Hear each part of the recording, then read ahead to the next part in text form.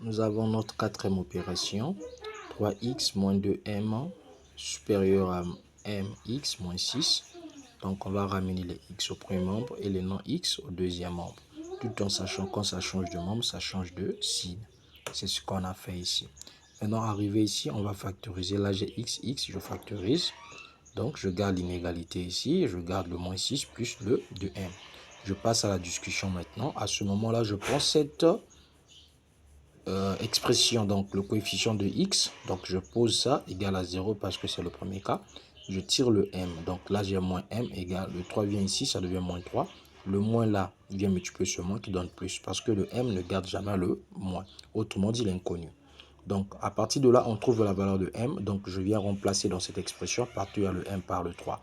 Donc, j'aurai 3 moins 3 facteur de x supérieur à moins 6 plus 2 facteur de 3. Maintenant, 3 moins 3 qui donne 0. Supérieur, moins 3, moins 6 plus 2 fois 3 qui donne 6. Donc, moins 6 plus 6 qui donne 0 aussi. Et je me pose la question, est-ce que 0 est-il supérieur à 0? Faux. Le 0 n'est pas supérieur à 0. Donc, s'il y avait une deuxième condition ici en disant que supérieur ou égal, on allait considérer la deuxième condition qui est l'égalité. On allait dire que c'est vrai. Maintenant, puisque c'est strictement supérieur à 0, donc c'est faux. Donc, quand c'est faux, la solution, c'est l'ensemble vide. Passons maintenant au deuxième cas, si 3 moins m supérieur à 0. Donc, deuxième compo supérieur à 0.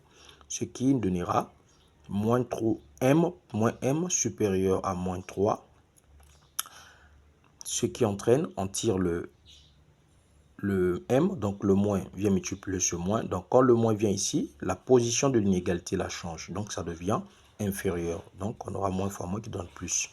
Maintenant, à ce moment-là, on ne connaît pas la valeur de m parce que si on dit que le m est inférieur à 3, donc on ne sait pas si c'est moins 1, moins 2. Donc, on ne peut pas remplacer dans cette expression-là le m par 3 parce qu'on ne connaît pas la valeur de m. Donc, à ce moment-là, on va garder l'expression. On tire maintenant le x. On prend cette expression-là, on envoie ici. Ça vient maintenant diviser. Donc, tout ce qui multiplie l'inconnu, quand ça va de l'autre côté, ça va diviser. Donc, on a trouvé cette expression-là. Maintenant, à partir d'ici, qu'est-ce qu'on va faire? À partir d'ici, je regarde le monombre du plus au degré, c'est ça, au numérateur. Au dénominateur, c'est ça. Donc, je peux factoriser si j'ai des facteurs communs ou encore des termes communs. Donc, ici, là, je regarde que le coefficient de m, c'est 2. Là, j'ai moins 6. Donc, dans 6, j'ai le 2 fois 3. Donc, j'ai 2 aussi. Je peux factoriser. J'ai mis 2 en facteur. J'ai gardé le signe parce que le m porte le signe plus. Donc, si j'avais le signe moins, je pouvais factoriser le m. Je viens au dénominateur. Le monombre du plus haut degré porte le signe moins. Donc, je peux factoriser le signe. Je fais sortir le moins. Donc, quand le moins la sort, lui devient positif. Donc, plus. Maintenant, là, le signe plus. Puisqu'il y a un moins qui est sorti, là aussi, le signe va changer. Puisque le 3 porte plus, donc ici, ça portera maintenant le moins. Si je développe ici, je retrouve l'expression. Je développe là, je retrouve l'expression.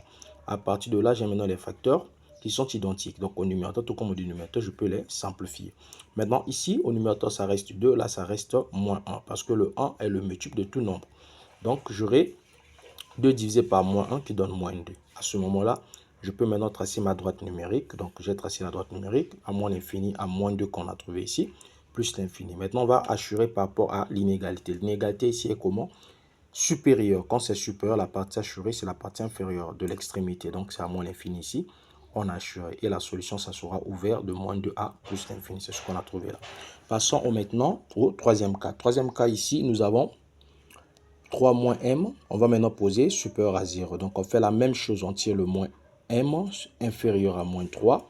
Et le moins, quand ça vient ici, l'inégalité la change. Donc, on a maintenant m supérieur à 3. Ok, maintenant à partir de là aussi, on ne connaît pas la valeur de m. Donc, on va garder la même expression.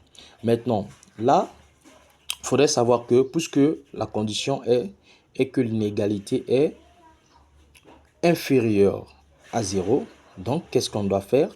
Lorsque on va tirer l'inconnu x, on doit changer la position de cette inégalité-là. Pourquoi? Parce que si c'est inférieur, quand c'est inférieur, ça veut dire que non, le x porte le signe moins, comme on vient d'expliquer avec le m ici. Donc, notre inconnu, ça veut dire qu'il a le moins. Donc, quand ça va ici, l'inégalité la change de position. Donc, c'est ce qu'on a eu à faire. Donc, à ce moment-là, là aussi, on factorise. Donc, le numérateur tout comme le dénominateur, ce qu'on assurait là. Donc, on aura maintenant x qui sera inférieur à moins 2. Et à ce moment-là, on trace la droite numérique. Donc, de moins l'infini à moins 2 à plus l'infini. Et on va maintenant assurer plutôt la partie supérieure. Pourquoi? Parce que c'est inférieur. Donc, on a choisi la partie supérieure de l'extrémité qui est le moins 2. À ce moment-là, la solution serait de moins l'infini à moins 2. Autrement dit, ouvert de moins l'infini à moins 2. Merci beaucoup. N'hésitez pas de liker et de s'abonner et de commenter. Merci beaucoup.